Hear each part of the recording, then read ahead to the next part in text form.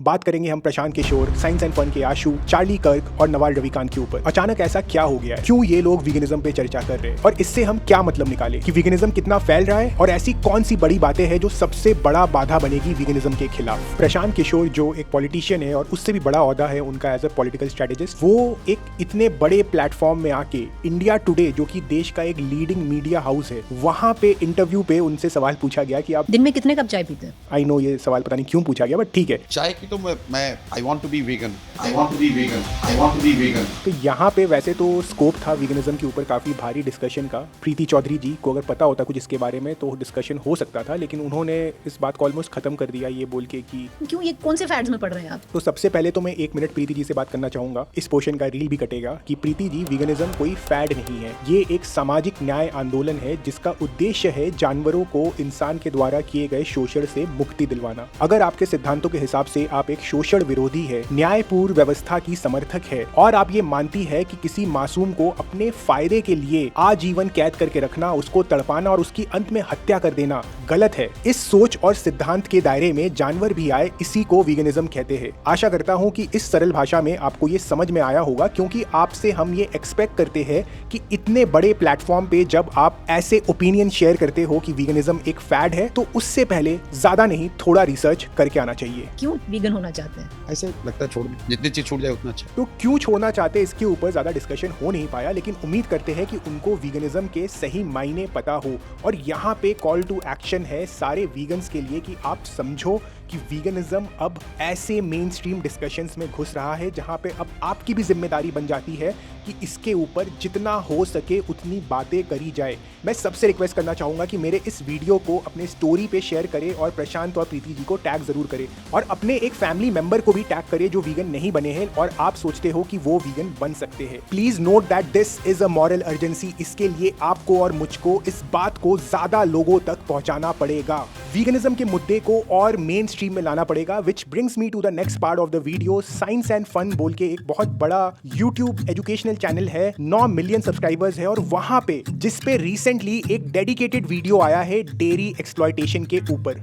उसमें दूध प्रोडक्शन के लेवल को बढ़ाने के लिए आर्टिफिशियल हार्मोन्स इंजेक्ट किए जाते हैं। इस वीडियो में एक एनिमल राइट्स एक्टिविस्ट को भी कोट किया गया है। और ये जबरदस्ती गर्भवती करने के लिए सांड में से जो सीमेन लगता है वो ऐसे ही तो सांड में से सीमेन नहीं निकलता है, उसको शॉक ट्रीटमेंट देते हैं। और ऐसा नहीं है कि सिर्फ डेयरी इंडस्ट्री के ऊपर बात हो रही है, उन जानवरों की जो रियल हालात है उसके ऊपर एक प्रॉपर डिस्कशन किया है। बहुत सारे केसेस में तो कैटल को जब ट्रांसपोर्ट किया जाता है तो कोई साफ सफाई नहीं होती, एक ही ट्रक में उनको बहुत ज्यादा अमाउंट में भर के रखा जाता है। उनके फिजिकल इमोशनल टॉर्चर की बात करी है। बस एक कंप्लेंट है इस वीडियो से कि सॉल्यूशन के ऊपर में बात नहीं किया है, लेकिन एंड में क्वेश्चन के फॉर्म में उस पे भी एक हिंट दिया गया है। क्या इसका हल वीगन होना है? क्या दूध का पीना, उसके प्रोडक्ट का इस्तेमाल करना छोड़ना है? कम से कम 80 डेयरी फार्म विजिट किए हैं, small scale, medium scale, large scale. पूरा रिसर्च करने के बाद मैं दावे के साथ कह सकता हूं कि अगर गाय भैंस के साथ में इस शोषण को रोकना है तो वीगनिज्म ही उसका एकमात्र सॉल्यूशन है। एंड इतना रिसर्च इन्होंने किया है, आई एम श्योर ये बात इनको भी पता होगा, लेकिन आई कैन अंडरस्टैंड कि आज की डेट में किसी पब्लिक पर्सनैलिटी के लिए आसान नहीं है वीगनिज्म को सपोर्ट करना।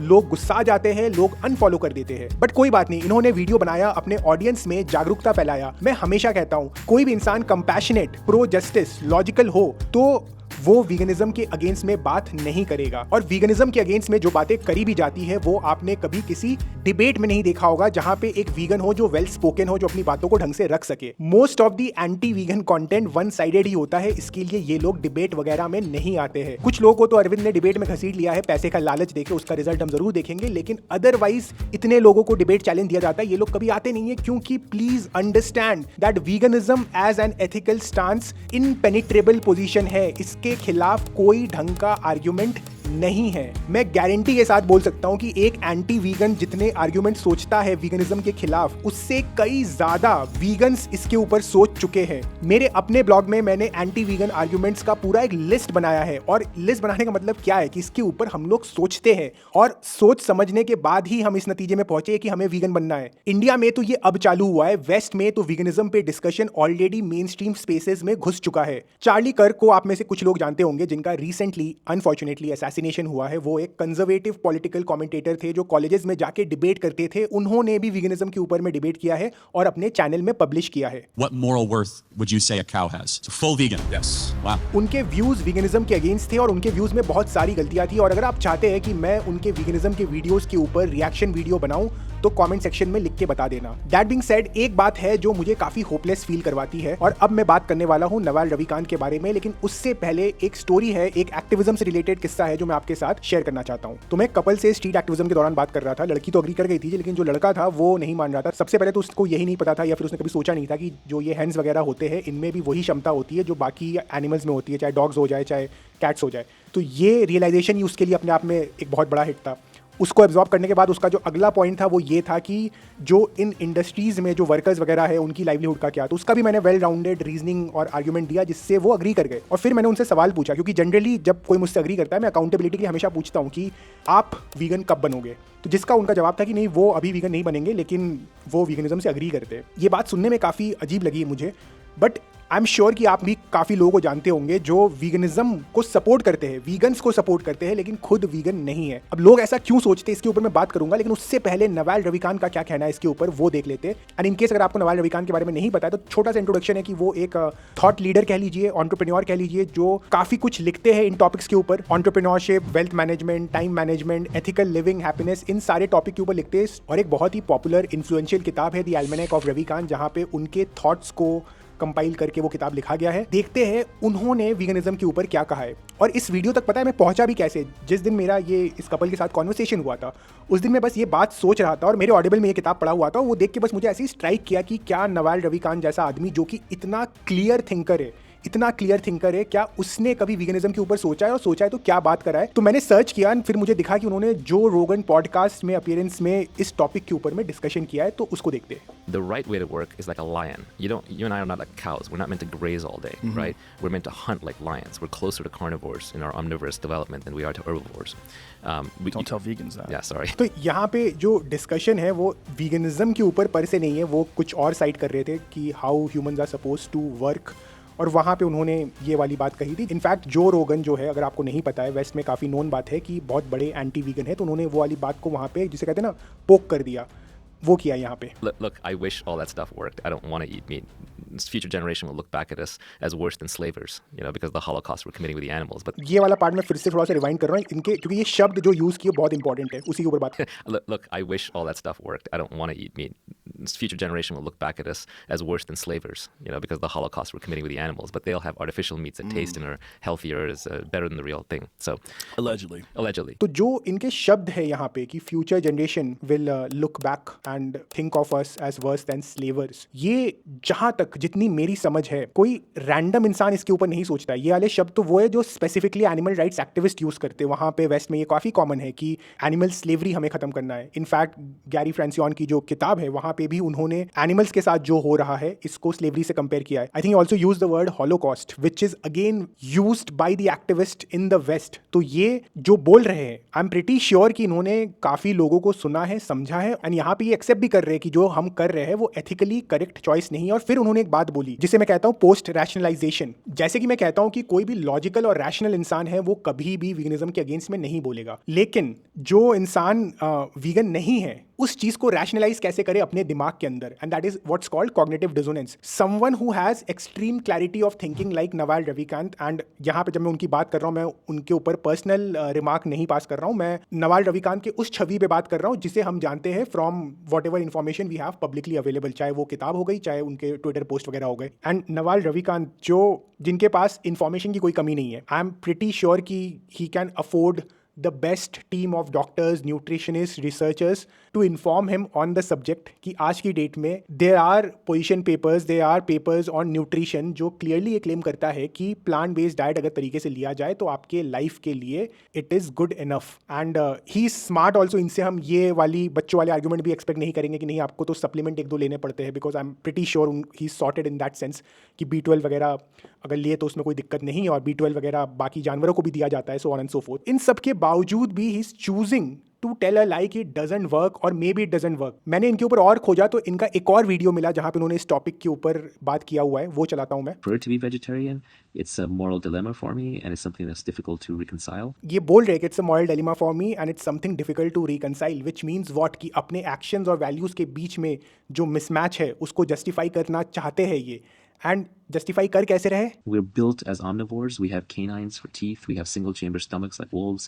So obviously we're designed to eat. दोस्तों आप लोग अगर नवाल रविकांत को नहीं जानते हो please check his website, he is so damn well read. Philosophy हो गया, साइंस हो गया, इन सब के ऊपर he is well read, and if someone like him makes this argument कि we have canines as a justification कि हमें जानवर को मार के खाना पड़ रहा है, मतलब यही कहता हूँ ना कि ये बस वो बात कर रहे हैं क्योंकि वो कर सकते हैं। इसके ऊपर मैं डिटेल में बात करता हूँ, आगे सुनते क्या कह रही है। If you try to live on a purely vegan diet, it's very hard to get all the nutrition that you need. And I know a lot of people fail and slide backwards.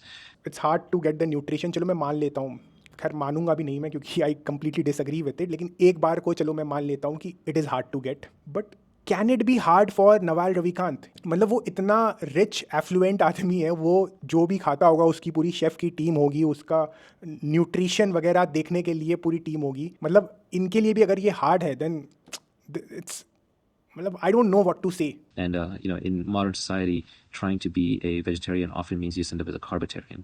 You just eat too many carbs. But I'd love to be able to just not eat meat because it's killing things and inflicting suffering, and there's basically a cow and chicken holocaust going on. See, once again he used that term holocaust. He's aware of it and yet he's choosing to tell himself a lie and to his audience, which is beyond my imagination यार। मतलब it is, I don't know what you all think. आपको क्या लगता है? Please comment section में लिख के बताना। Yeah, I know there's always people who say there's healthy vegan vegetarians. I know they exist. I know a couple of them. My trainer is vegan. My trainer is vegan. It's a lot more difficult. It's not easy. ठीक है, ये ऐसा अगर कह रहे हैं तो मैं अपना ओपिनियन शेयर करता हूँ कि क्यों नवाल रविकांत जैसा आदमी जो कि अव्वल दर्जे का एक क्रिटिकल थिंकर है, एकदम सटीक सोच है जिनकी ज़्यादातर मुद्दों पे अगर बात करें हम तो, वो भी जब वीगनिज्म की बात होती है तो ऐसे बचकाने आर्ग्यूमेंट की हमारे पास कैनाइन है एज अ जस्टिफिकेशन ये बात कर रहे हैं। ये जो लॉजिक का जो स्तर है एकदम से ड्रॉप होता है कि बाकी टॉपिक्स पे बढ़िया बातें कर रहे हैं लेकिन एकदम से वीगनिज्म पे आके इतनी बच्चों वाली बातें कर रहे हैं। ये लैक ऑफ लॉजिक नहीं है मेरे हिसाब से ये एक दोगलापना है। इनफैक्ट ये इस बात का फायदा उठाना है कि हमारे समाज में ये एक्सेप्टेबल है कि जानवरों का शोषण करा जा सके, एज सिंपल एज दैट। उन्होंने बात करी हॉलोकॉस्ट की, स्लेवरी की, और मुझे ऐसा लगता है कि ऐसे लोग अगर उस वक्त पे एग्जिस्ट करते तो ये स्लेवरी को भी सपोर्ट करते, क्योंकि उस वक्त पे स्लेवरी को सपोर्ट करना एक्सेप्टेबल था। स्लेवरी को सपोर्ट करना for a white skinned person एक प्रकार का प्रिविलेज था, एक प्रकार का कंफर्ट था, उससे उनको लाइफ में बहुत सारे फायदे होते थे और आवाज उठाने के लिए सोसाइटी के अगेंस्ट में जाना पड़ता। तो इसके लिए सपोर्ट करना वो उनके कन्वीनियंस का हिस्सा था, वो उनके हैबिट का हिस्सा था, वो आसान था, आवाज उठाना मुश्किल था। इसके लिए आज की डेट में लोगों से पूछो कि भाई स्लेवरी गलत था कि सही था, सब लोग यही बोलेंगे गलत था। आज कहना आसान है क्योंकि आज सोसाइटल नॉर्म ये कह रहा है। इसके लिए उस चीज के खिलाफ आवाज उठाना जो गलत है लेकिन सोसाइटी ने सही मान रखा है, बहुत ही मुश्किल काम है। इसके लिए एनिमल लिबरेशन के बारे में बात करना मुश्किल काम है। इसीलिए जब डॉग्स के साथ अत्याचार होता है तो हमारे सड़कों पे इतने सारे लोग चले आते हैं, क्योंकि it is easier to speak against dog cruelty, क्योंकि डॉग क्रुएल्टी लीगली इनकरेक्ट है, सोशली इनकरेक्ट है। लेकिन जब हेंस के क्रुएल्टी की बात आती है तब आवाज उठाना आसान काम नहीं है। इसके लिए at the end of the day सिर्फ अच्छा क्रिटिकल थिंकर होने से कुछ नहीं होता है। क्रिटिकल थिंकिंग के बाद आप एक्शन ले पा रहे हो कि नहीं, वो बहुत मैटर करता है।